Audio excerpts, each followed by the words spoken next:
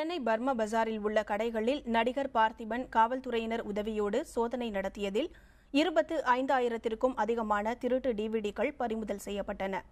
நடிகரும் இயக்குநருமான பார்த்திபன் இயக்கத்தில் கதை, திரைக்கதை, வசனம், இயக்கம் என்ற தமிழ் படம் வெளியாகியுள்ளது. இந்த திரைப்படத்தின் திருட்டு டிவிடிகள் சென்னை பர்மா பஜாரில் விற்கப்படுவதாக கிடைத்த தகவலின் பேரில் பார்த்திபன் காவல்துறையினர் உதவியோடு கடைகளில் சோதனை நடத்தினார்.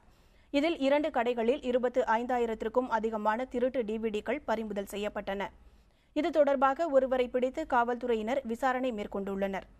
திருட்டு டிவிடிகளை கண்டுபிடிக்க காவல்துறையினருடன் இணைந்து தொடர்ந்து சோதனையில் ஈடுபடப் போவதாகவும் நடிகர் பார்த்திபன் தெரிவித்தார்.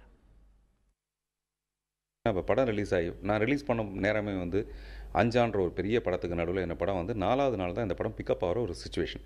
4வது நாள் திருட்டு விசிடி வந்துருச்சுன்னா எப்படி என்னுடைய படம் பிக்கப் ஆகும்? பல கோடி ரூபாய் போட்டு எடுத்த படத்தை வெறும் 30 ரூபாய்க்கு ரோட்டில் போட்டு இது சென்னையில் எடுக்கப்பட்டது. இது பாண்டிச்சேரியில் அழகாக இந்த மாதிரி பிரிண்ட் போட்டு இதெல்லாம் படம் ரிலீஸ்க்கு முன்னாடியே அவங்க ரெடி பண்ணி வச்சிடறாங்க. இந்த மாதிரி ஒரு லோகோ போஸ்டர்ஸ்லாம் போட்டு அழகாக ரெடி பண்ணி வச்சிடறாங்க.